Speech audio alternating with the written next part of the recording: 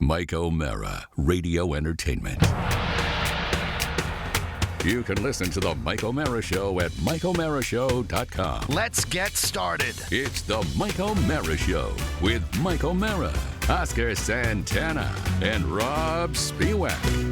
Now, here's Mike. Everybody, welcome to The Mike O'Mara Show. Whoa. Glad to have you along. Very nice to be with you today, everybody. Lots to cover on the show today. We have a lot to go over. And lots going on in the world, everybody. But, it is what it is. The world. We'll bitch about it later. That's what we do. That's what we do on the show. And, I just have to prepare better. Trouble with your timer? Yes. Yeah. Damn it. What about your watch? My watch is good. Same watch. I only ask because Mike, I you were hate, late today. I hate when Strange. the Therm Pro acts up.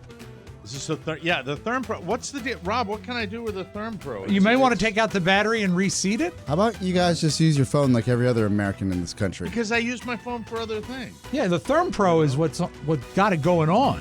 I always feel like everything's so high tech in the studio, Mike. Well, it's kind of funny that when one thing goes, this is a lesson to young broadcasters. You're using a grilling. No, it's a kitchen thermometer. A kitchen stopwatch. But it's ideal for what we need. You're not making a bouillabaisse You used to in here. make fun of me when I used my phone. Your phone. Wait, first of all, you used your iPad as a stopwatch, and that was an expensive stopwatch. Same as a phone. That's true.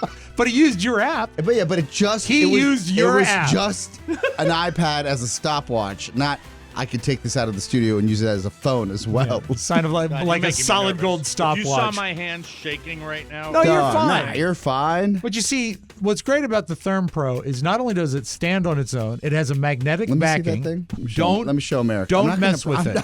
I'm not. Because this is our only running time right now. It's great. Yeah, this screams dollar store. No, it screams excellence. I need new batteries. The battery. Well, yeah. do you need to even keep time? Can't Well, Rob not today. keep time? I hate it when I can't. I hate it when I don't know what's going on. now. Stop the show. We're going to start it over again. Okay. What? This makes zero sense. Because you need to get batteries. Don't stop the show. Okay. We'll keep rolling. Yeah, All right, we're that's still rolling. crazy. Yeah. It takes, I Man, believe, one like- AA battery. I would think AAA. Well, let me see. I'll check. Where's the battery? Get this man some batteries. It takes two AAA batteries. As soon as he comes back, we have to remind him that we did not stop the show. Right. Also, it keeps time, Yes. and it can count down if you like. Ooh. Matt, Thank you, Matt.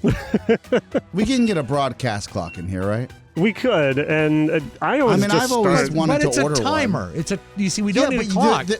I don't think you guys understand. It's 2023. I understand that. You could get know a why? cartoon-size atomic clock that you would hit a button. The Therm Pro tells me the day and date. I know. Did you not stop the show? No, We no. did. We wanted to continue the show. It was new batteries. It was fresh batteries. We're back and then. I realized You're that back. of all the things I've had, Yes. I haven't updated the batteries in that for a million years. So That's I never right. even thought Those about it. are So- pre-pandemic batteries. So anyway, what do you have for running time? Right now, we're at 3 minutes and a half. All right. Well, I'll figure that out. Yeah, you're pretty close. I'm sorry about that, but I really had to do that. You It need was to just know a what's thing. going on. I like the Therm Pro. Let's bring in our talking head because you've been waiting patiently. Roger Caston has listened to us since the year 2000 and is a podcast guy from day one. He was born in Bermuda. That's cool. Yeah. Where his dad was a hurricane hunter for the U.S. Air Force. That's cool, too. He moved to Kansas in 1970. He's still there. Cool. No. He is about to say that doesn't fall into that same I thought we were category. setting a tone. We have. Let me move this up so I can see it. There you are. Hi. Anyway, he is about the same age as Mike. That's me.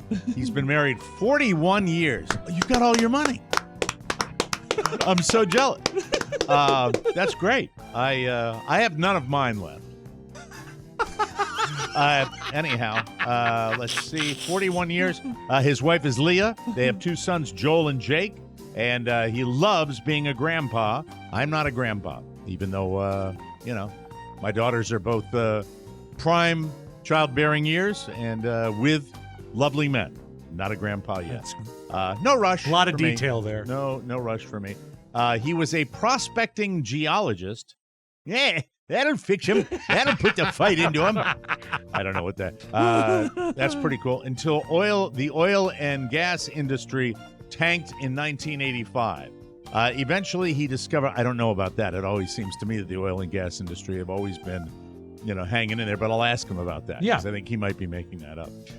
Eventually, he discovered that he had an innate talent for designing high-density computer memory products. That sounds like money. Ultimately, his company became the world's largest Macintosh hardware development company. Oh, my God. I bet he's talking to us from a mansion. Oh, I wish.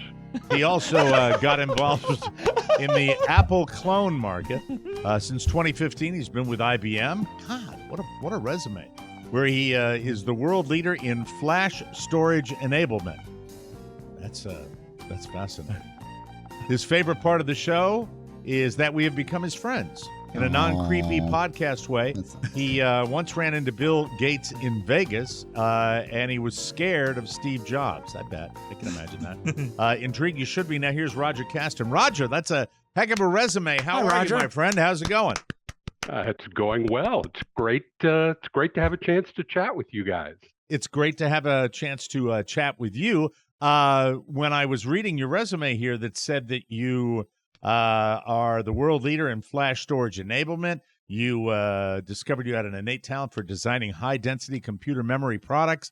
All this sounds to me like you're in tech, and being in tech would be lucrative. And then I heard you very faintly in the background going, oh, I wish, where, I would imagine it's been a pretty decent living, hasn't it, Roger?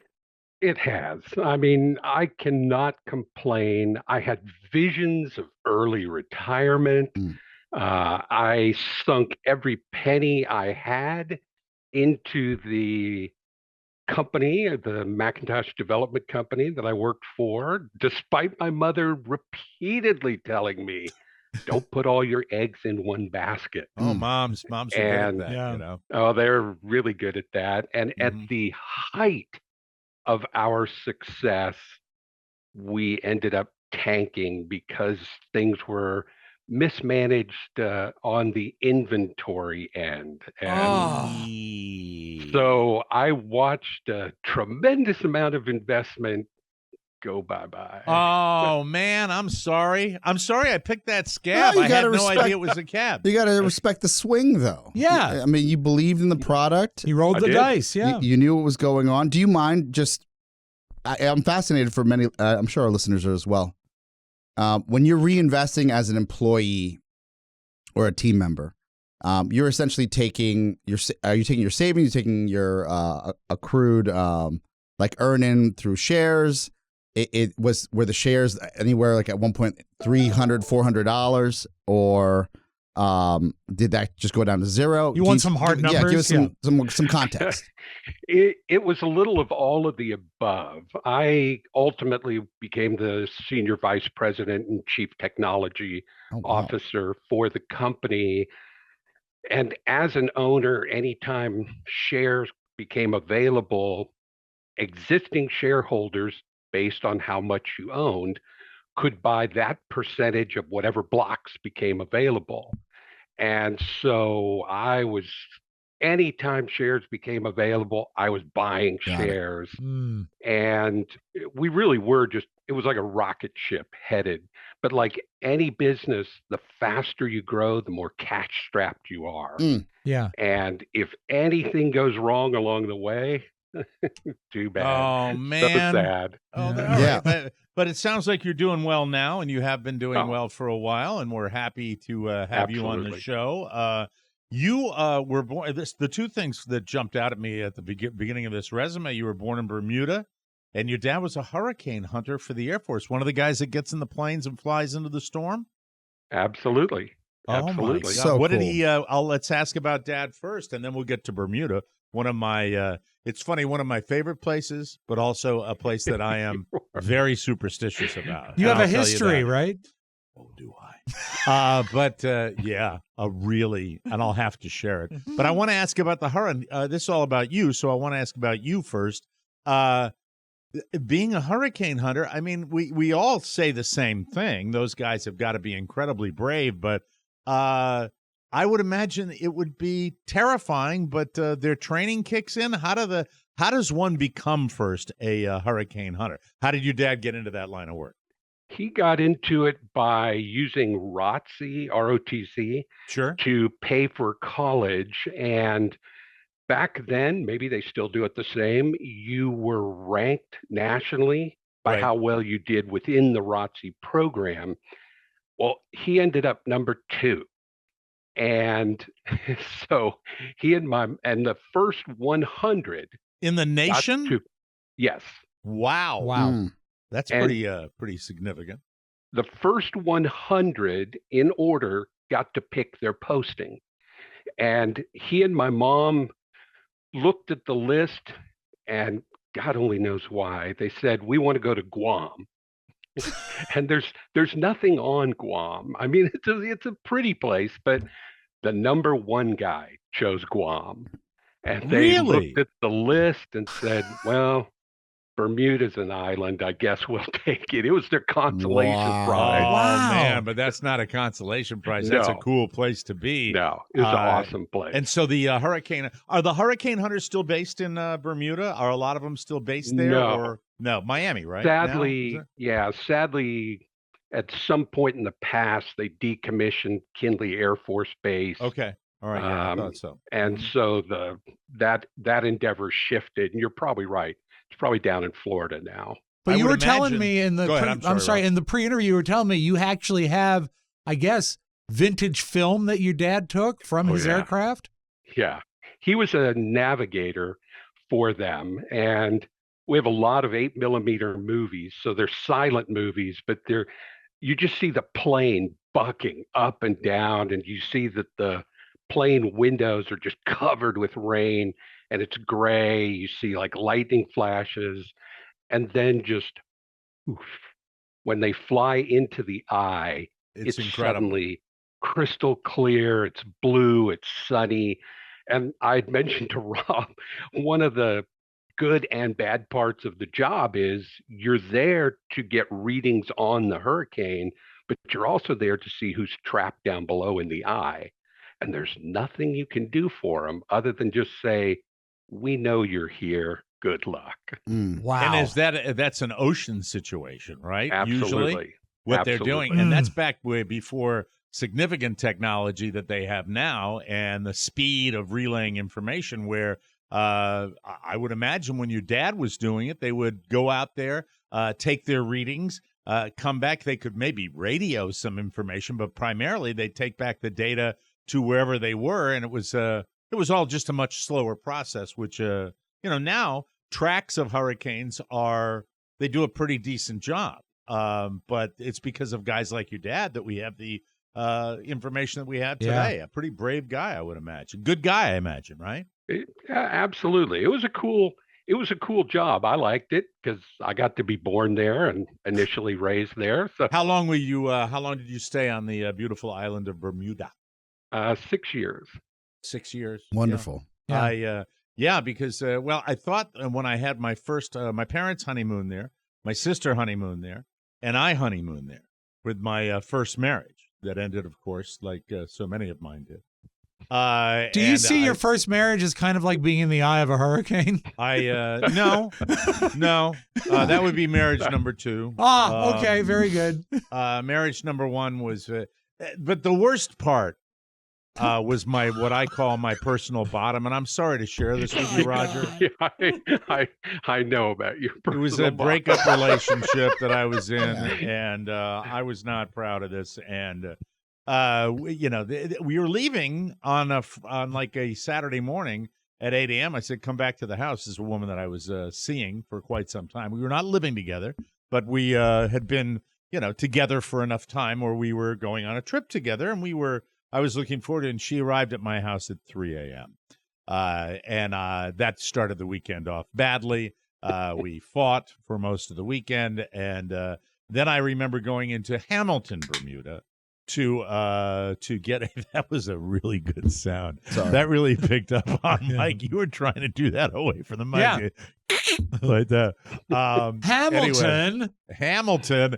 And I brought her a gift or something, just to sort of a peace offering, and she went, and then the fights continued, and then I said something really like Irishmen are always want to do. Yeah, blame it on all Irish men. I said something completely, off out of line. Yes. That's when you discovered Dark and Stormies, right? No. I was drinking Amstel Light. I remember what I was drinking at the time. Yeah. Stand corrected.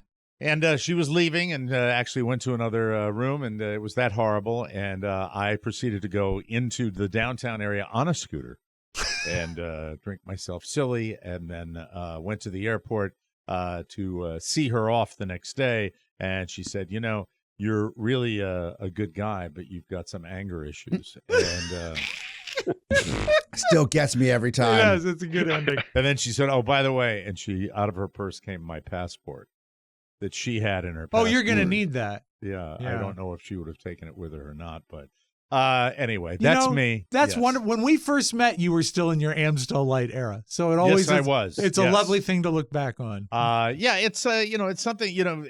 I just I look back on Bermuda. What a beautiful place. What a gorgeous pink sand beaches. Spectacular, and to run around as a kid. A little kid running around Bermuda, that had to be a special experience for you, I would imagine, if you can remember it.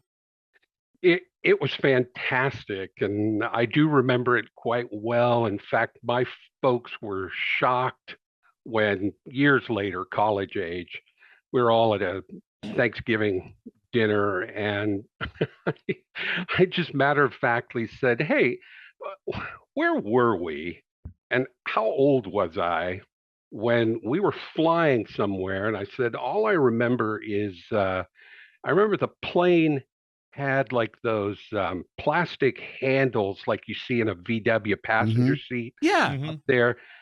There were plastic handles everywhere, and we had food in a shoebox.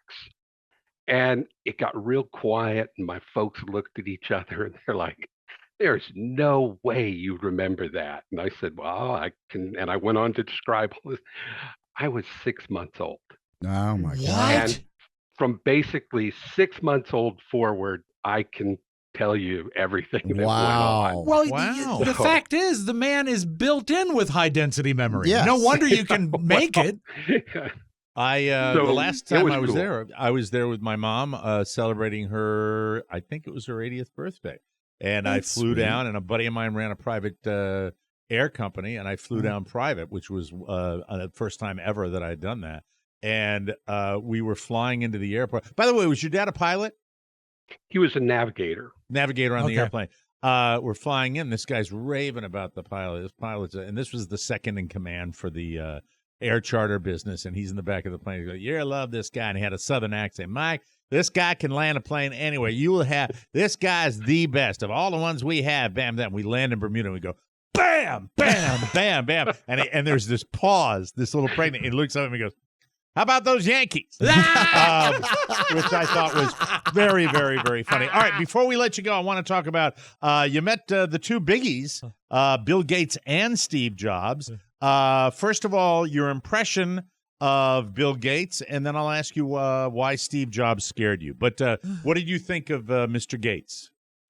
Gates was a nice enough guy, always kind of nerdy. And when I say I ran into him in Vegas, I literally ran into him. It was at a big Comdeck show. We were crossing the main Vegas drag, and we were both preoccupied, literally smacked into each other and knocked him down. You knocked Bill Gates down? Yeah. Did he have a security cordon around him, being as rich as he is? He had people with him, but at the time I thought, I hope I never have to apply for a job. Wow. Did you say Mr. Gates or anything like that? I'm so sorry, Mr. Gates. Or did you just I did not. I just said, hey, away? I'm really sorry. Yeah. No, I went to help him up. Okay. Steve was a different matter. Steve, I spent probably 2 weeks of every month at Apple. Okay. Because we were doing so much work with them. And one of the things, Steve was there. He got ousted by John Scully. And, Apple went through a number of CEOs, and they were desperately trying to build their operating system up to, and we won't make this complicated, but they were trying to build it up to be what's called 32-bit clean, to where it could address lots more memory and they could do stuff. They were never successful. And when Jobs left, got kicked out, he started a company called Next Computing. Mm-hmm. And it used a Unix operating system, which is what colleges used and the military used. And Pony uses now. Oh, I'm so excited right now. And Gross. Caught me by surprise with that one, Oscar. Eventually, to solve their operating system problem, they bought Next from Steve Jobs. And everybody said, don't let Jobs back in. Jobs came back in and shortly took back over. Well, almost immediately, he did a couple things. He sent out an email to everybody in the company and he said, hey, this place leaks like a sieve. We can't have a secret to save our souls. And that's interesting that was the way it was, because it became such a secretive company after that, right? Absolutely. And he sent this thing out and he said, from here on out, if you're caught revealing our secrets, you'll be fired. Well, what nobody knew was that he had tracking software in that email. And the next day, over 100 people were fired who had forwarded the email out to outside acquaintances. Evil. So, why do I laugh at that, though? You know? Very, very quickly, it became known, hey, whatever he says, just do it. Well, they had this complex at the time called Infinite Loop. It was 6 buildings, a building on each end, and then 2 buildings with a big open area in the middle. And Jobs was in building 1, and the building was 4 stories. And when I went out there to visit shortly after he came back, we were headed up to see somebody on the 2nd or 3rd floor, and I started towards the elevator, and they were like, no, don't do it. I go, okay, how do we go see this guy? And they go, take the stairs. Because people kept saying that they would get on the elevator, Jobs would get on the elevator, he'd say, what's your name and what do you do? And if they would be like, he goes, apparently you don't know what you do, we don't need you. Oh my God. It was that cutthroat. That was what we were told by a lot of people. Wow. And I would imagine there had to be some validity some in that. to that. Of course, Yeah. people were afraid to get on an elevator. My God. Roger, this reminds me of the time when I was a younger DJ and I was told not to look at Don and Mike in the eyes. Yes, it's the same thing. How many times did Mike look You're at you fired. and say, what do you do? Middays? I don't like middays. You're fired. So, did you have any personal contact with Mr. Jobs? And what was that like when you finally got a chance to rub elbows with the guy? Unfortunately, please tell away. Well, we're extending the segment now that you're talking about Steve Jobs. Yeah.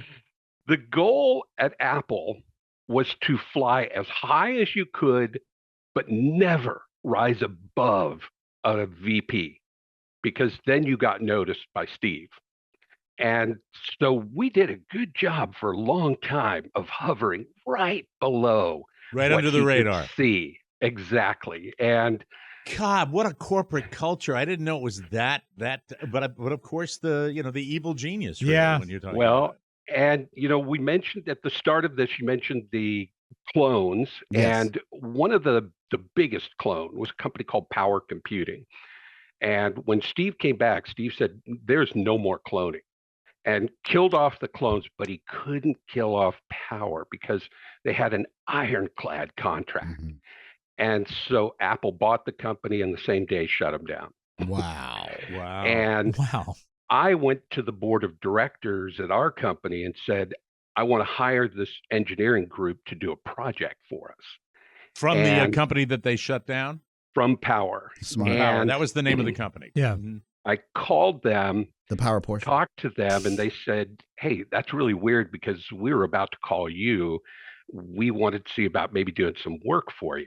And we met up with them in Cupertino. Myself and my VP of engineering immediately flew out to Cupertino, where those guys had flown out. And we met with them. They were super interested. The project we wanted them to do, they were really interested in. And then when we got ready to talk money, they said, but we have to meet with Steve tomorrow. We've been told we need to go. These meet are the with people him. that are meeting with Steve after he's blown up the company. Correct.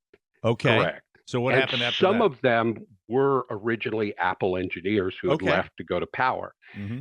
Well, so we fly home totally bummed out, assuming Steve's going to hire them back and that's going to be that. And the next morning, oh my God, we're just pacing back and forth, back and forth, back and forth. Because you really want these guys. Oh, big time want these guys. Got And we get a phone call, and it's this guy, John Fitch, who was one of the senior people at Apple who'd gone to Power and ran things at Power. He was part of this group, and he calls and he goes, "We're in." Oh.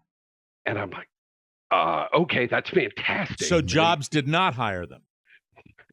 No, he tried, but they flew to Wichita that day, met with us, and we said, okay, we gotta know, how is it Why that did it you're blow coming up? to work for Yeah. us? Right.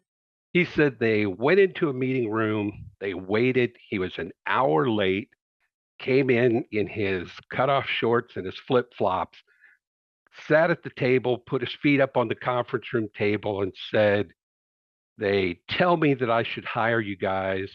Why the F should I even care about you? Oh.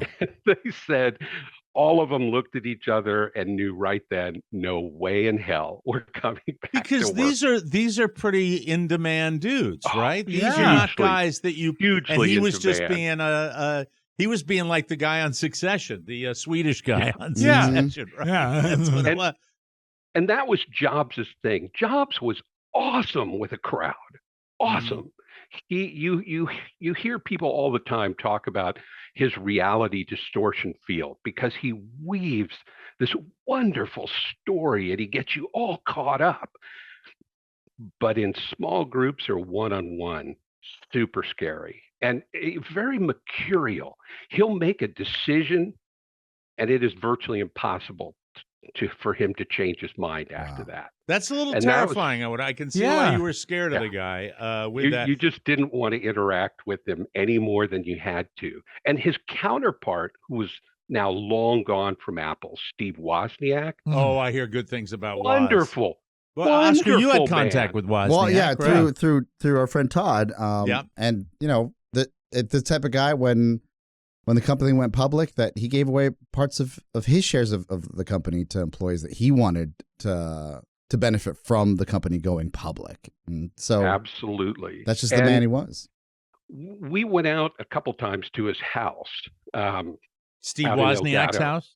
Steve Wozniak's house. And we were there. He bought some really, really high-end stuff from us. And we were there to update firmware on it. And he just comes and plops down on the floor next to us. He's like, yeah, show me what you guys are going to do. I mean, he was really interested. And, you know, one day I was bringing my family out to California. I had to be out there for a week. And I thought, well, let's bring them for vacation. And I called him and said, hey, I would really appreciate it if I could introduce my kids to you.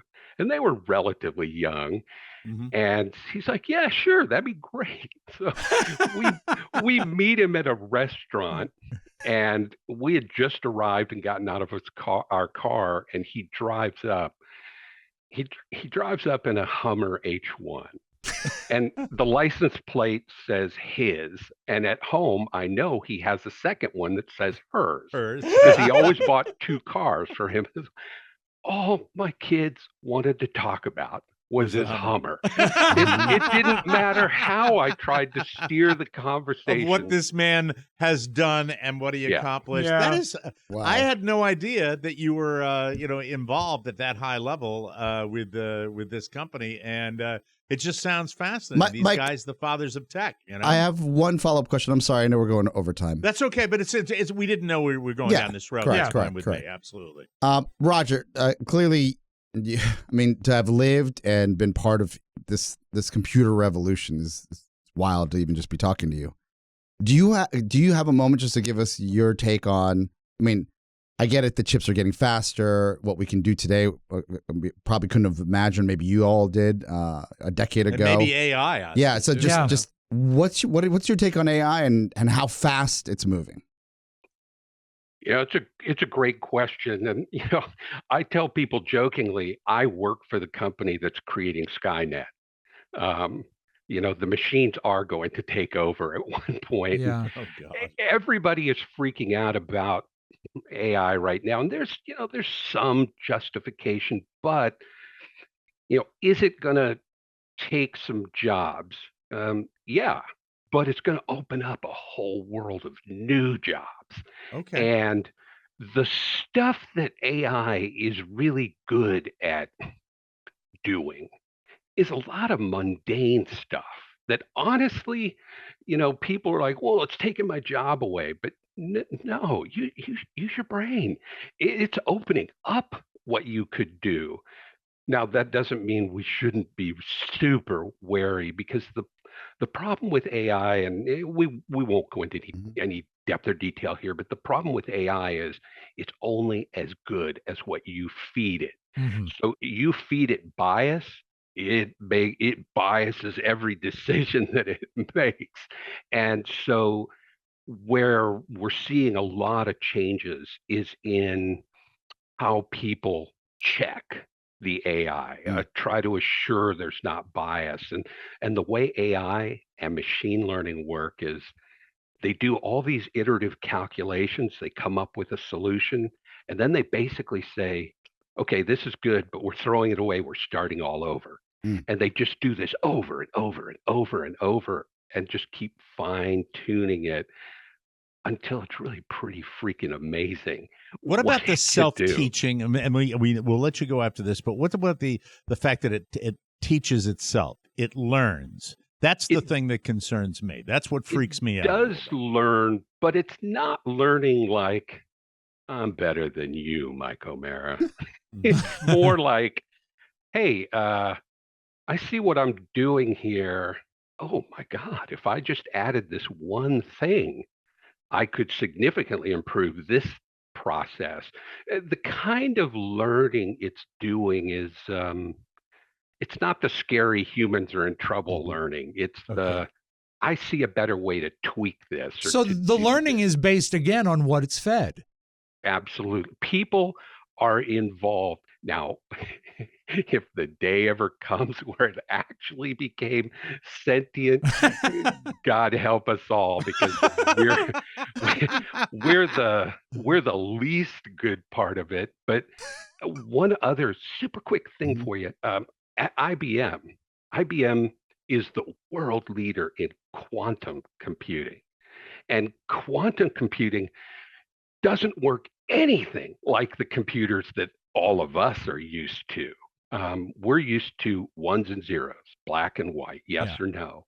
Quantum computing deals with entanglement between particles, and you can have two things, but you can have multiple answers based on those. And quantum computing is not the answer for everything, but oh my God, the stuff that it's potentially going to help unlock just because of the sheer volume Yeah. of what it can do Like the is DNA amazing. sequencing, cures, maybe iterations of vaccines. But Absolutely. wow. There is such a bright future. And not as a commercial for Mhm. IBM, but honestly, to give them a pat on the back, one of the things they're doing is making quantum computers available to everyone. Obviously, you can't afford to build one, but you can have time on it and you can play with it and you can learn how to use it. And so they're not keeping it as a here's our toy, you can't have it. They're actually trying to make sure that the world has Wow. access to it. So I would love I'm pleased. to give you an invitation to come on again where we can talk about this. It's really an interesting time It is. in technology and computing, and I think I'd love to get you back on. Roger, what a pleasure. We went up all the way to the break here, and we have to take a break, but thank you. Is there anyone who wants to say hi to? I was going to say that, but go ahead. Roger, anybody you want to say hi to before we let you go? Yeah, just a few people. Obviously, my wife, Leah. Truly a life partner, 41 years. And I cannot imagine life without her. She is clearly my better half, or better 2/3 or whatever. The others is my oldest son, Joel, and younger son, Jake. And the last person is my weekly movie buddy, Steve Waldner, who he and I go to pretty much every new movie that comes out. So people know if you want to know a movie, just ask us. Oh, man, Roger, awesome. Great talking to you, and thanks so much for your support of the show. We appreciate it, and another home run with a talking head. We appreciate that. Thank you, my friend, and I will talk to you again. I'd love to if you could avail yourself to us sometime when we have a tech issue we want to talk about. Anytime you'd like. That Love would it. be really a lot Thank of fun. you, Roger. Fascinating Thanks, guys. discussing all of this with you. We'll take a short break, and we'll come back with the homepage. You are listening to the Mike O'Mara Show, whoa, and that was Roger Caston, everybody, and that was pretty damn fascinating, if you ask me. We'll be right back.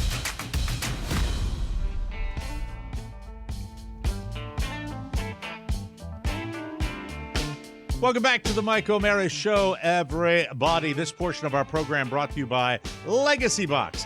Mother's Day this Sunday, possums. So here's what you do. Preserve your cherished memories with ease and safety using Legacy Box this Mother's Day. Give the perfect gift to your mom or grandma and connect with your family's history. Simply send in your Legacy Box filled with old VHS tapes, camcorder tapes, and pictures, and their team's going to professionally digitize everything by hand in the USA.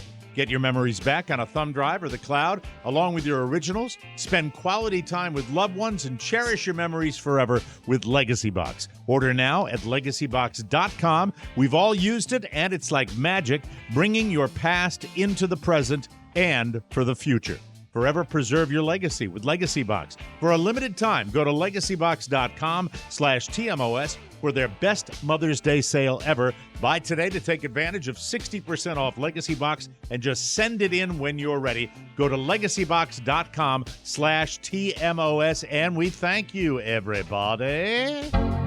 From the four corners of the World Wide Web and into your digital device, it's what you need to know. This is the homepage. We start the homepage off again with Robert De Niro, the gentleman who is fathering another child, his seventh baby. Hey, baby. You know that guy, Ian Bagg? Oscar that we like? Baby.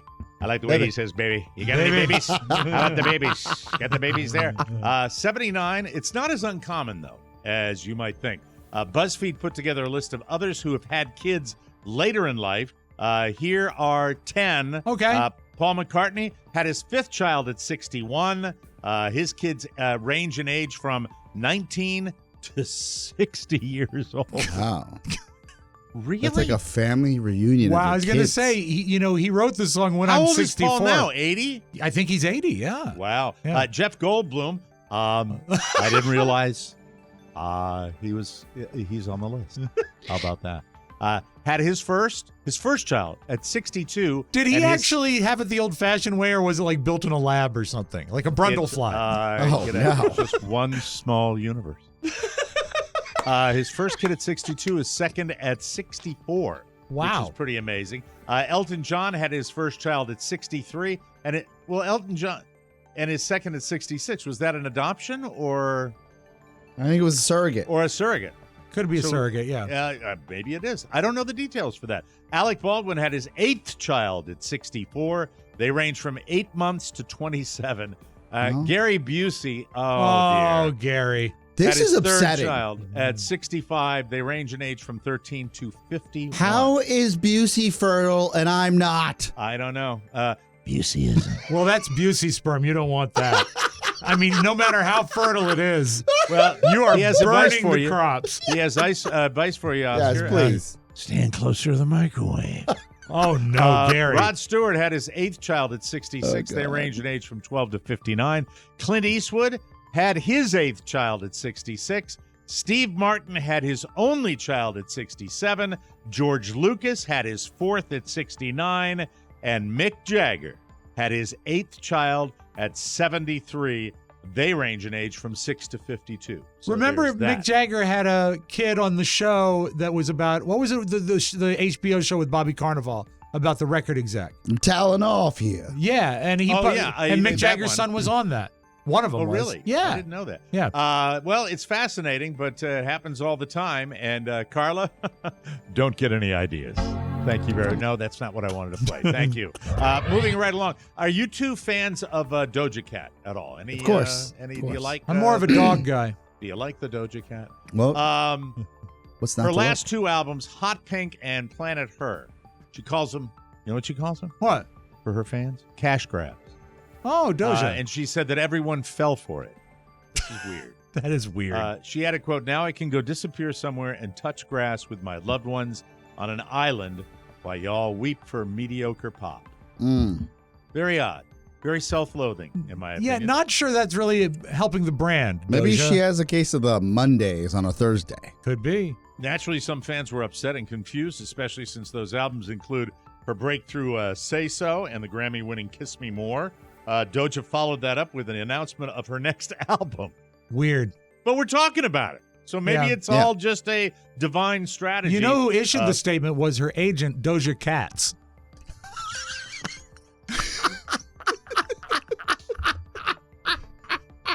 Shut up! I agree. I thought it was really funny. Her new album will be called First of All. It's a cash grab. She hasn't said whether or not it's a cash grab. It's gotta be. Gotta be. We have no idea. Remember when we felt liberated by cutting the cord and choosing streaming over cable? Yeah. Well, it looks like we may need better options in the future. Yesterday, Disney, Disney announced that they'd be combining Disney Plus and Hulu into one app, possibly with ESPN Plus as well by the end of the year. That makes sense because they sell it as a bundle anyway. They will remain separate subscriptions, so you can still get the standalone options. You'll only have your Disney Plus and Hulu combined if you subscribe to both.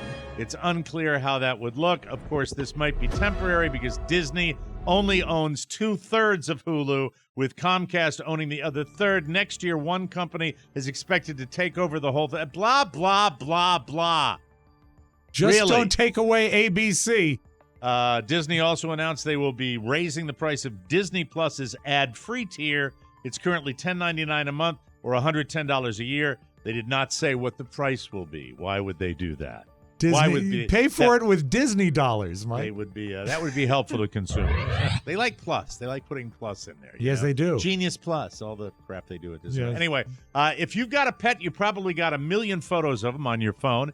Now, pet lovers and God Almighty on Facebook, the land of the elderly with pets. Yes. You finally have a chance to put them to good use. A company called Lamar owns around, I've seen those billboards, 150,000 billboards in the U.S., including a ton of digital billboards. And for National Pet Month, they partnered with an ad company called Shoutable to let people post photos of their pets for free. You can upload a photo at lamarlovespets.com and add a custom message. There's a map, so you can choose a billboard nearby. You can also choose the date and time for it to play. What, like once? That'd be fun. Yeah, it's like What's those billboards now where they get more? Yeah. Like shredded lettuce and those lines at Disney. They've got more opportunity to put more people on one billboard. Yeah, it's less like a billboard, more like a jumbotron. It really is like a jumbotron. Technically, you have to check out, and they say it costs you $45. I don't know what that means. If you use the discount code Lamar Pet Month, it'll drop that to 0. I don't understand. It's just a promotion. They'll grab your email. Yeah, Then They're move accepting on. submissions it's fixed. through May 31st if you want to get Linus or I Well, wanna you've get been on Winslow, a billboard, or you wanna Mike. get What does it feel Santos. like? Yeah. With the one I was on was not a digital billboard. It was a regular That's what I'm billboard. saying. Cool, yeah. That's The the best real one was deal. coming out of Baltimore. That was the best. I drove by it That as was I the went massive one. You know? to CBS Radio in Baltimore. I was like, "There's Don and Mike. Yeah. Must be nice." Yeah. I had like one the, years ago. It said, "Have you seen this man?" And you were on a lot of milk cartons. I was. too, right? I was. They found me. It worked. Advertising I was more worked. excited about bus boards when Kirk and I did that bus board. Really? campaign. Bus boards are neat. I just always thought it was fun to pull up in back of a bus and go, Yeah. like that. But, Did you feel weird that they were school buses? Maybe that's why the show didn't last, Rob. Maybe. I don't know what's going on. Karen Marjorie is a 23-year-old influencer with over 1.8 million followers on Snapchat. She just started charging $1 per minute, not to talk to her, but talk to, as we were talking about a minute ago, an AI version of herself. It's a chatbot called Karen AI, and she's billing it as a virtual girlfriend. She says over 2,000 hours of coding went into making it sound just like her, and it even has her personality. She claims it feels like talking to the actual person. This is weird. Unfortunate name. Why? Oh, Karen. Karen. It keeps complaining. Spelled Pony. Caryn. What was that, Pony? The AI kept complaining to the manager. Okay. It's stupid. No, Matt's dating her. Her website No, he doesn't date. The AI bot. claims that she's the first influencer to do this, but she probably won't be the last because she's already making very good money. She launched a beta version this month and already has more than 1,000 paying customers. Yes. She says in the in the first week she made over 70 grand, and she thinks it could eventually bring in $5 million. Karen, I have Venmo'd my dollar. So Pretty let's exciting. talk. Pretty exciting stuff, isn't it? Yeah. Really, when you think about that. Now it's time for a little something as we get back to away from AI and into the land of the dumb. Yes. Clearwater, Florida, USA. Cops in Clearwater got called to an apartment complex Sunday night after someone noticed a guy hanging out at the community pool watching porn with his pants down. And the only reason that they noticed him was because his cell phone was connected to a Bluetooth speaker. Hey, that's So- terrific. The audio was being blasted out to all his neighbors. His name is Chris Harris, and he's 51 years old. After they read him his rights, he admitted he'd been Yeah. doing it, himself, diddling. Sure. Diddle time, Yes. high diddle time. Yes. When they asked why he decided to do it out in the open at full volume, he said he just tends to do stupid things when he's drunk. Christopher Harris. The apartment complex announced that this year's Memorial Day pool barbecue, they won't be serving hot dogs. Oh, no. Yeah, there you go. Hey, how about that? I don't need AI for a sticky joke like that. Hey, we will take a break, and when we come back, there was a little town hall meeting. Oh, yes. Things have not changed in America. We'll be right back. I thought you were going to play do. No. Always a surprise. Say goodbye to the hassle of making another annoying decision with Harry's Razors, people. In a sea of too many options, Harry's consistently provides high-quality razors that are much better than in-store options, and I love them because they've taken all the hassle out of my shaving, and they give it to me at the best price. Harry's delivers your refills straight to your door and takes care of everything, so you only have to choose once. Join the many people who already love Harry's like us. Yes. Try their $3 trial set today. This set includes a 5-blade German-engineered razor, weighted handle, foaming shave gel, and a travel cover. You can also schedule replacement blade delivery whenever you need it. Did you With- get that new handle? The new one? yeah. It's fantastic. It's beautiful. It's not only pretty, but it's ergonomically pleasing to the hand. It's a pleasure to use. It truly shaved is. out by the pool with my Bluetooth speaker on. Mike, I don't think you did that. $2 a razor. It's fantastic. Plus a no-risk trial. If you don't love your shave, it's on them. Get a quality shave without the hassle. Harry's Razors. Save the hassle, set up your delivery, and get the best quality shave with Harry's. Get a $13 starter set for just $3 at harrys.com/TMOS. That's harrys.com/TMOS for a $3 starter set. All right. Well, I'm a news junkie, and Yes. you know that. And unfortunately, my news junkiedom resulted in me having to look in last night with the former president with his town hall meeting. I've read a lot about the reviews of it today. Look, I don't know how I feel. I'm filled with mixed emotions. It's just so disgusting for me to see the same old going on with this guy, and to see the same old bowling over. For some reason, they put the female anchors near him, which I think he's dismissive of people like that, and like Caitlin Collins, who did it for CNN last night, just like he was dismissive of the former Fox person, Megyn Kelly. It just, to me, was gross. Can we set the table just for sure? Yeah, for maybe some background. Dove right in. Absolutely. Okay, so and I have to give credit where credit is due. Thank you. The Lincoln Project, really, these are I'm paraphrasing some of the notes that they came out with after the event yesterday. So the way I understand it, and I was watching, I thought it was strange first that the former president was on CNN, and then I took a deeper dive to figure out why he would be on CNN, considering what not just the country's been through, but the politics of past. So they have a new president. Not to mention a jury finding him liable of sexual assault. Correct. Yes. Just the day before. So they have a new president. The company does. Yes. Yeah, CNN, and it seems that this president, the president of the new president of CNN, wants to put on what would be and feign a in the middle news network, politically in the middle. They'll show both sides, but at the root of it, it really feels like a complete ratings grab. Like he's just can't concerned, see it any other way. right? Of course, It was like a late night show. It was wild. And as I was watching this with Shannon, she thought that I was watching a taped from 3 or 4 years ago. Oh, it absolutely seemed like he hasn't changed a bit. Like a time warp, like CNN before when they were actually, if you recall, there are some people that say that CNN gave birth to this Gila monster. Absolutely, they did. Yeah. Where in the early days of his candidacy, they covered and Gave him legitimacy. Because the former president of CNN at that time also hired Trump at one point. Zucker. Yeah, Jeff Zucker to become the host of The Apprentice. Oh, okay. Right? So it's ratings.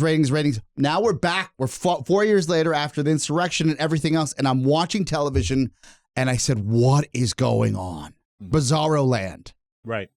Yeah. Your thoughts? thoughts? Was strange. It was strange because what it was, I thought that immediately. That's what I thought first. I didn't think anything about the ratings middle of the road. grab. I also heard a lot of talk about after the jury finding up in New York about the woman and the the award of $5 million for libel and also for the sexual assault. That perhaps they'd pull the plug on it. They didn't.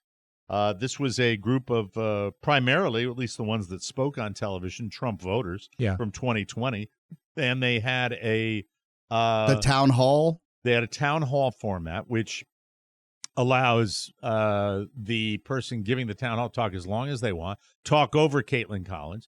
She made an effort to interject and to dismiss some of his claims, but he steamrolled right over her in stopping short of pushing her out of the way. Yes. He couldn't have been more dismissive, Rude. calling her a nasty person. But it's the same playbook. Yeah. You have once again a person there that not only should there have been more than one person on that stage, but it seems to me, CNN, that when you are prepping people to go head to head with him, he's not a rocket scientist. No. His playbook is easy to It's read. the same garbage. I love that you And- refer to it as a playbook because that's truly Well, what it is. It's word salad and just speak as long as you can. And the thing that gets me, I don't think I was bothered by Trump nearly as much as the reaction to Trump among those voters up there. Because Supporters. there are a lot of Republicans that I've spoken to, tons of them, as a matter of fact, down here, because it's all Republicans down here, that are dismissive of Trump. And I'm going to give you something very scary. last night I realized one thing. This guy runs against Biden. The people that are dismissive of Trump are going to vote for him again. Yes. Oh, yeah. So be aware, we're going to have a rematch, and I think it's going to be close again. And I think all this talk, you'll hear a lot of talk about the elections take place in the suburbs. That's where it's going to be. And the way he dismisses women, what? This is a man who got on a bus and said, grab them by the Right. You know what I mean? And still, it was that close. He still beat a woman in an election. What has changed? Yeah. What has changed in the world? I don't know. How stupid are we? The Republicans that go, yeah, sexual assault. Yeah, she's a whack job. Yeah.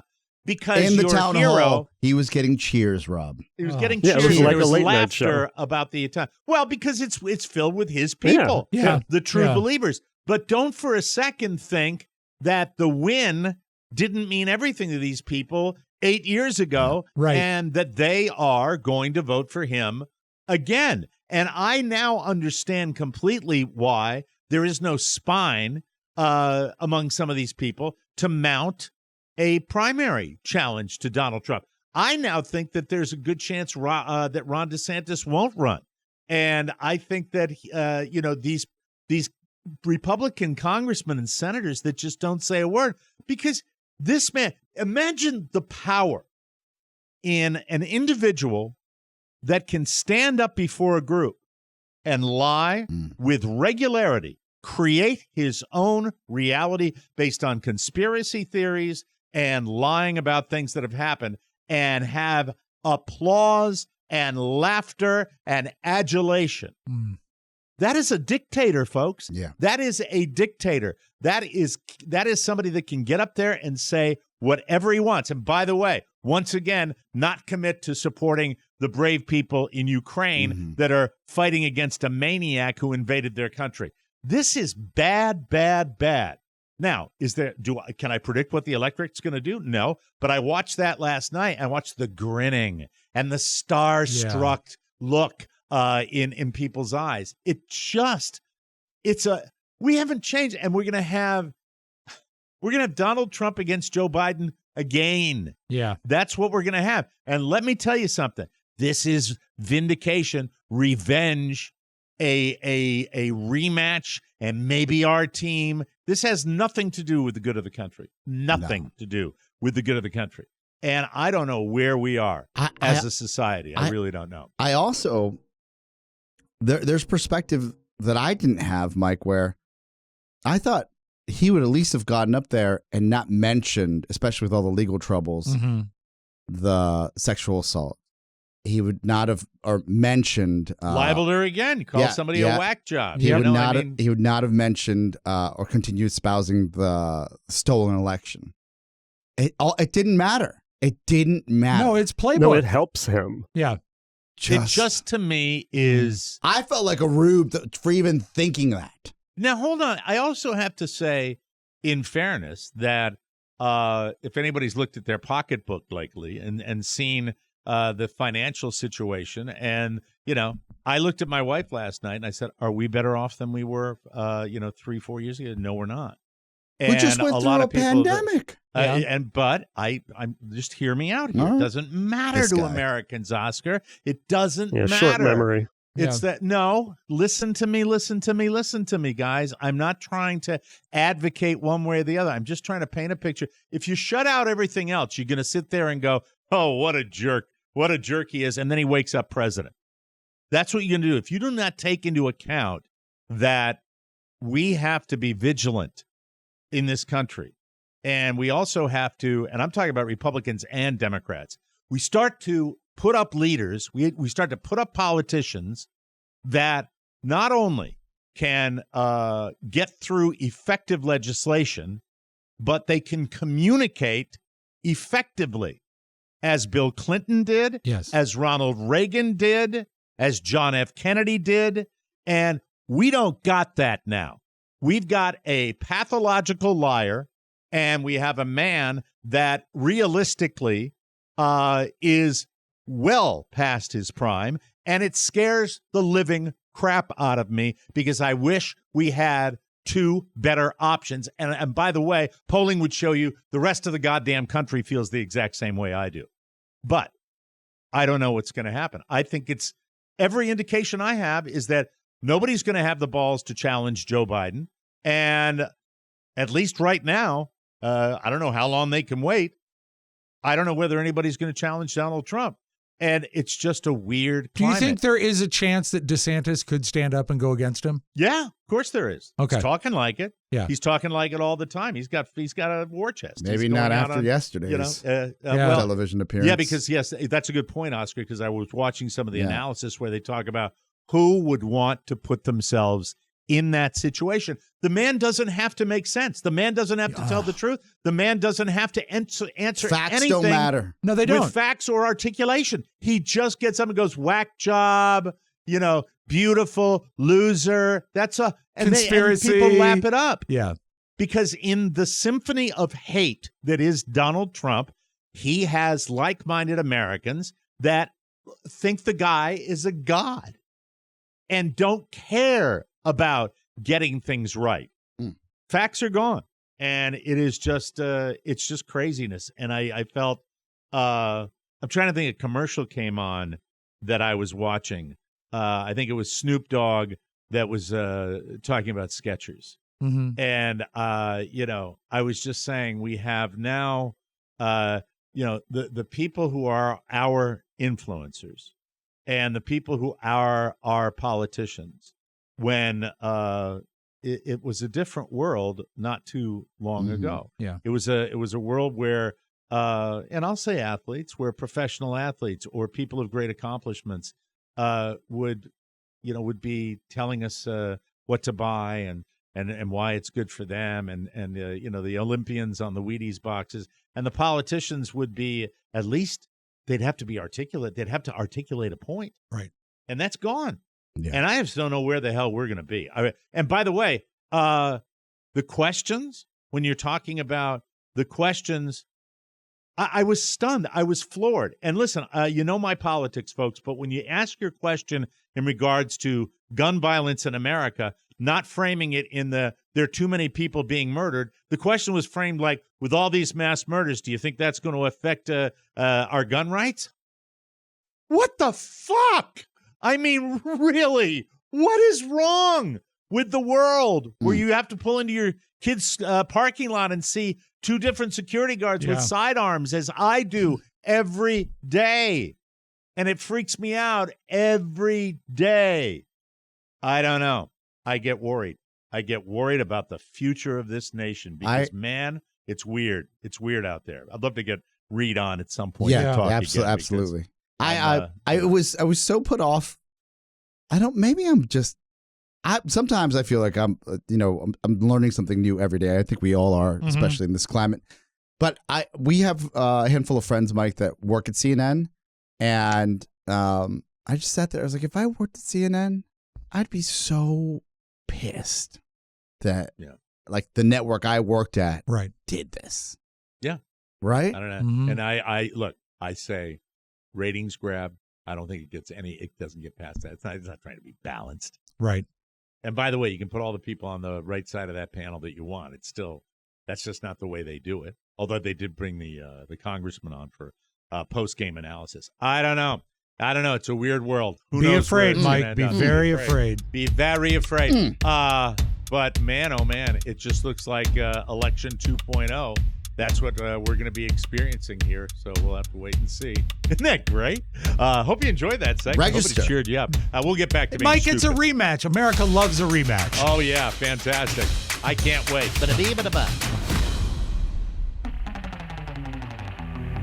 Welcome back to the Mike O'Mara Show, brought to you by Derm Glow. Attention, everyone. Mother's Day is almost here, and we've got the perfect gift idea for you from my lovely Carla. Introducing Carla's Beauty Bundle. I make a lot of jokes about the fact that my wife is in the workforce, and I make a lot of jokes about the fact that she washes faces. Well, no, she is an esthetician. She is a licensed esthetician who has made skincare her passion. And she's got an ultimate skincare routine for you, and you need it, and I need it, and I use it. And the best part, it's on sale for Mother's Day.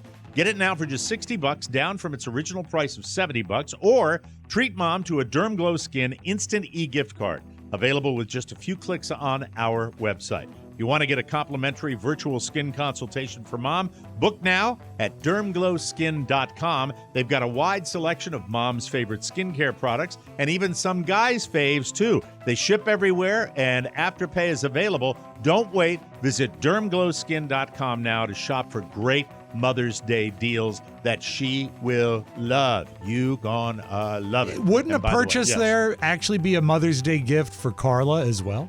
Oh, absolutely. Ooh, yeah. Thank you, Rob. Maybe that commercial was. The gift of inventory. That's Yeah, absolutely. of a man. Give the gift of inventory, people. That's what we need to do. Thank you. Thank Now you. that's thank you. funny. Isn't that right, Flav? Yeah, boy. You got that right. All right, welcome back to the show. So much to talk about, so little time. My son, I have to hog the time here, boys. Please. All right, Tell you why. please. It's our godson Cruising too. on to Yeah. from home yesterday. I did pick up yesterday, and kids say the darndest things, don't they? They really. Are you do. familiar with that reference, Oscar? Yes. of Art course, Linkletter, of course. Of course. It He's was lying. No, He's, I watched the show. Not with Art He's very- Linkletter. Oh, Steve. Art Oh, yeah. Linkletter. Yes. Art Linkletter was a TV show even before my time. I know Steve Harvey in the show. Ah, of course. I have Steve Harvey somewhere here, don't I? I think I do. All right. Yeah. Okay. Here we go. How many times has somebody had to ask you to be quiet? Okay. Thank you very much. Thank you. That worked. So he is very excited about his football.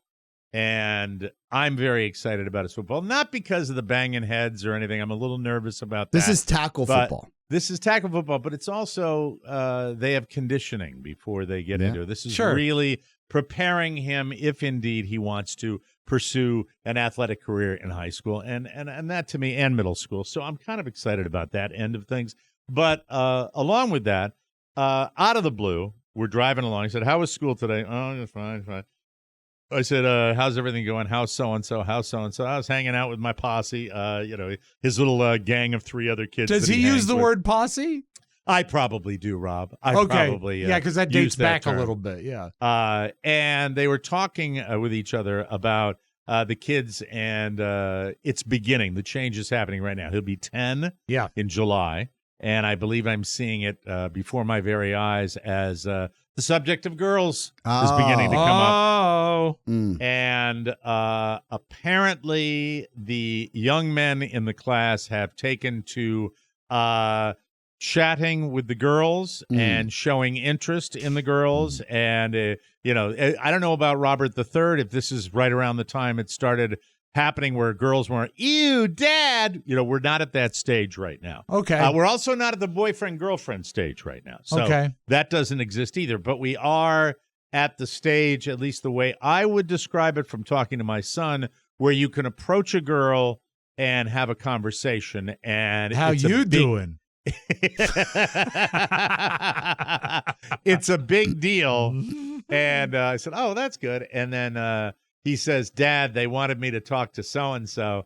And because, they know that I like her and they wanted me to talk to her. And then I'm driving, almost drove off the road. "Yeah, Dad, I just didn't do it yesterday." I said, "Oh, well, why didn't you do that?" He said, I just didn't have the balls." Oh my God. Wow. He's so self-aware. Oh, Yeah. my God. I didn't have the balls. Yes, that's what it was. Did you give him some? What do you do as a dad? You I'm gotta not give giving him advice. I'd like him to stay as far away as possible. And when the time comes when the hormones become too much, you behave yourself, What's that? You can't avoid it. You got to dive in. I know you can't. Well, I've given him the birds and the bees No, speech. you say, look, I know you're excited. Just be a gentleman.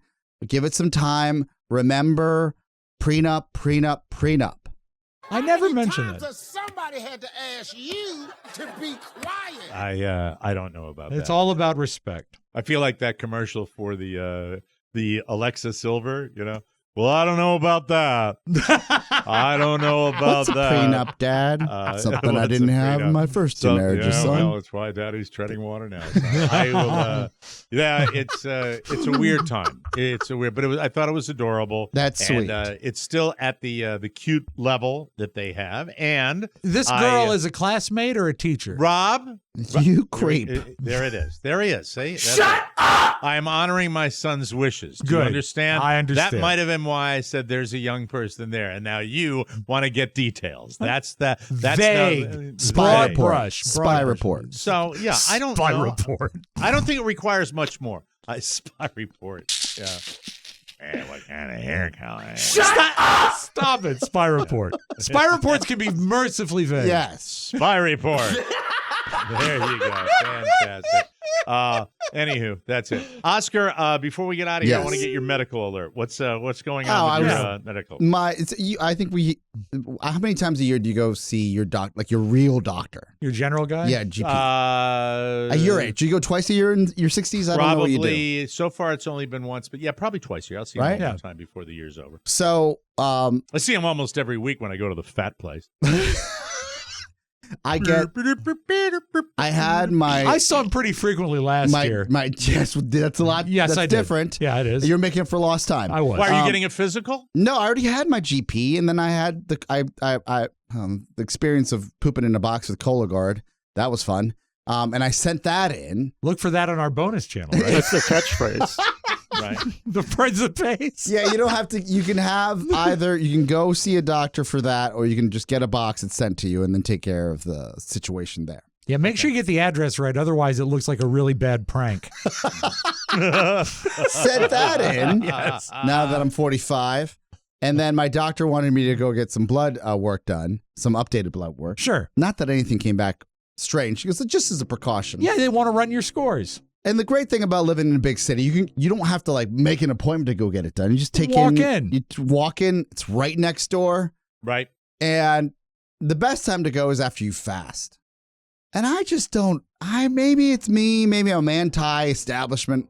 I asked the guys, I was like, if I take 2 of these Celsius and then a liquid IV, can I still go and get my blood work done? What do they say about that? Well, no, hold on a second, because sometimes they don't care if it's liquid. If they let you drink water or caffeine, who cares? Well, Right. no, a lot of It's times coffee or they say water, a lot right? of times they say no caffeine. Yeah, but when they tell you to fast, you can have as much water as you want, Right. and as much. Oh, sometimes they weren't clear. So Right. clear. Well, as a matter of fact, what they did for me Yeah. is clear liquids are acceptable. In some cases, black coffee. And Yes. then they also let me slide the last Friday that I went in there. Yeah, why black coffee though? Black coffee was acceptable, and so was the drink that I had before I went in on Friday. What did you have sugar? on Friday? A Brandy Alexander. We have to take a break, and good luck. keep it Well, get posted. your blood work in, pal. Yeah, but But not after 2 Celsius and a liquid IV. Yeah, because your caffeine levels are going to be off the charts. And there's a lot of sugar happening in that liquid IV. I'll go tomorrow. Absolutely. Yeah, go tomorrow. Yeah, there is. Yeah, do it another time. You'll be healthy. The box You're is young- clean though. The box is clean. I am done with that. Ew. Welcome back to the Mike O'Mara Show, ladies and gentlemen. The box. Is clean.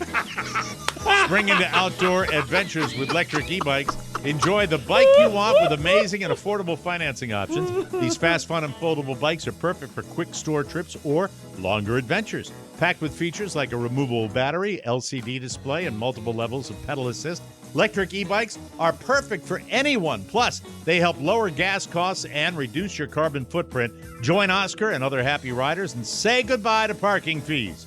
Experience the freedom of riding electric e-bike this spring. Start your next adventure with Electric E-Bike's Ready, Set Spring Sale.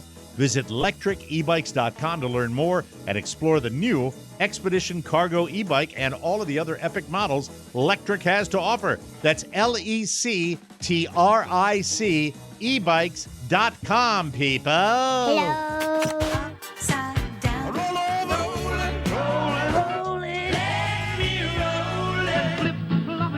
The flip side. Television, Mike. TV. Television. I'm very sad to report that Fox has canceled Fantasy Island. Oh no! Which was one of the few network shows that I did watch, but it allowed me, Mike, to see my current favorite television promo, which is hosted by William Shatner Have you seen the promo yet for Stars on Mars? I have not. Let's hear the promo. When the future of humanity is on the line, a courageous crew of celebrities will go where none have gone before. Sort of. They must survive with no Wi-Fi, no oat milk, and no personal assistance. Wait, what? That means you, buddy. 3, 2, 1. Stars on Mars. Launching Monday, June 5th on Fox. So what it is, Shatner gives you that last part right well, there, Mike, as a where matter he of just fact, goes, that's the main right. reason I pulled this. Right. On Fox.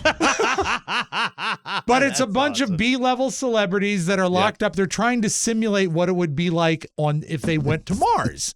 And here are your celebrities, right? It's Biodome. Yeah, it is Biodome. You got Lance Armstrong, Natasha Leggero, Marshawn Lynch. She's a comedian. Hold on, slow down. Who is she? She's a comedian. She's super funny. All right. Marshawn Lynch and Richard Sherman from the NFL.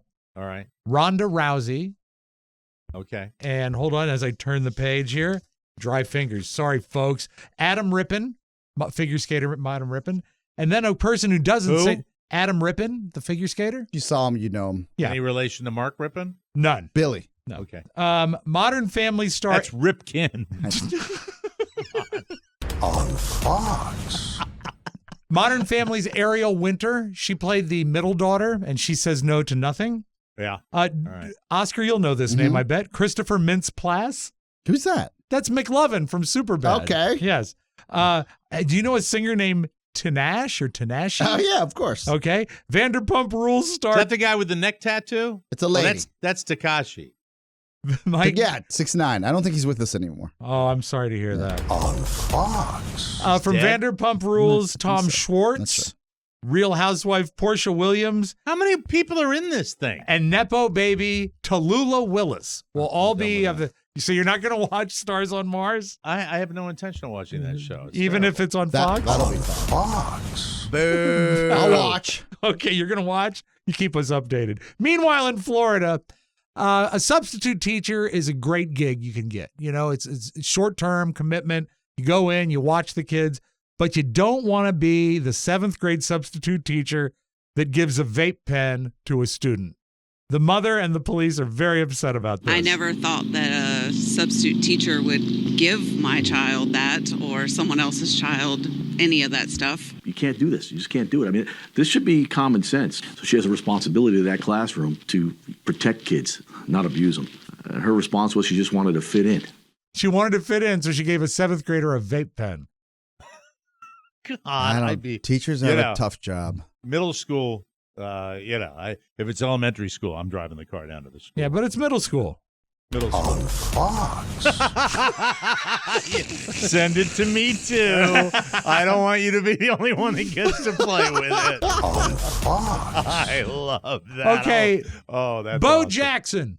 Yep. Bo knows the NFL. Bo knows baseball. But did you know that Bo knows hiccups? He's had a hiccuping problem for a long time. 10 months he's had the hiccups. Now, we had an old guy that used to come on the show. We'd phone. Yeah. Charlie something. Used to have to drink his nourishment because he couldn't eat solid food. He had hiccups for like 20 years. But anyway, Bo Jackson has hiccups for 10 months. I've had the hiccups since last July, and I'm getting the medical procedure done the end of this week to try to remedy it. But I'm busy at the hospital sitting up with doctors poking me and shining lights down my throat and probing me every way they can to find out why I got these hiccups. So have we figured it out? Hell no. I have done everything. Scare me, drink water upside down, smell the ass of a porcupine. It doesn't work. I smell the ass of when a you porcupine. really get right down to the empathy of it, what a horrible situation. I hate hiccups. 3 days. I had like Bo hiccups. Jackson. I had Really? hiccups once, and I went to the hospital. I was a freshman in college. It freaked me out so much. How did they cure it? I don't remember, man. He put his finger down his throat. That's what he did. They gave me some solution that almost made me almost puke. Yeah. And then like an hour later, it was gone. But It just seemed like it's an extreme remedy. It would be a great reality show. On Fox. Meanwhile, Okay. Mike, American All right, Airlines. You're abusing the privilege. I know, but I love it so much. In St. Louis, a man took a flight on American Airlines. And, I imagine you've all had a bag misplaced by an airline. Of course. It's happened. Oh, who hasn't? Yeah. Really? But what matters is what's in his bag. It was his prosthetic leg. Dealing with a prosthetic leg is not as easy as people think it is. You can't do this to somebody that's disabled. Just say, hey, we lost something in yours, but we're not going to pay for it. The special made leg, I put it in my suitcase. When I get to St. Louis Airport, I'm sitting there waiting for my luggage to come off and never comes off. $26,000. When you find the one that works, that's the one you want to hold on to. He got a $600 credit from the airline, but understandably, he's hopping mad. Rob. God, there he goes. Ew. That's On Fox. I can't believe you didn't take it on the plane, because as far as soft drinks go, if you take it on the plane, unlimited refill. It's not a boot and drink at. I know. Well, you didn't know my friend that owned the restaurant before I did. Used to take it off and drink from it. Not a lot. It would get sticky, I bet. Oh, no, you clean it afterwards, I hope. Yeah, you call a tow we got to truck. get out of here. We'll, let me see. It's Thursday. You're going to a graduation. Graduation day. Yes, you guys are going to handle the bonus. Thank you so much for doing that. And everybody, shout out to my daughter, Julia, who graduates summa cum laude from VCU tomorrow. We couldn't be more excited. Tomorrow, something very special. You asked for Oscar's take. Yes. Nice. Here's what I'm giving you.